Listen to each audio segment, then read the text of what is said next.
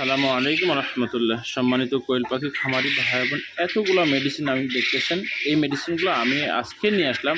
তো এই মেডিসিনের টোটালটাই কোন কোন মেডিসিন নিয়ে আসছি আমি একটা ভিডিওতে বলেছি।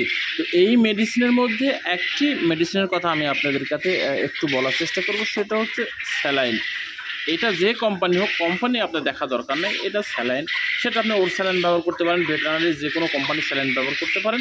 তো যেই স্যালাইনটা আপনার পাখির কার্যকারিতা ভূমিকা পালন করবে, সেটা ডাক্তারের কাছ থেকে পরামর্শ নিয়ে ওই স্যালাইনটা ব্যবহার করবেন। তবে সতর্ক বলি যে একই কোম্পানির একই স্যালাইন বারবার পাখিকে সেবন করা থেকে বিরত থাকবেন। আপনি একটা এবারে মনে করেন এই স্যালাইনটা দিয়েছেন, তারপরে আরেকটা কোম্পানি নেন, তারপরে আরেকটা কোম্পানি নেন, এইভাবে পাখিকে সেবন করাবেন।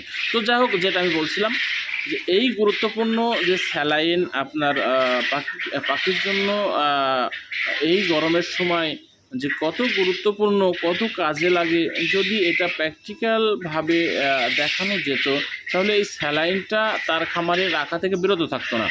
স্যালাইনটা আগে নিয়ে এসে রাখতো এই গরমের জন্য।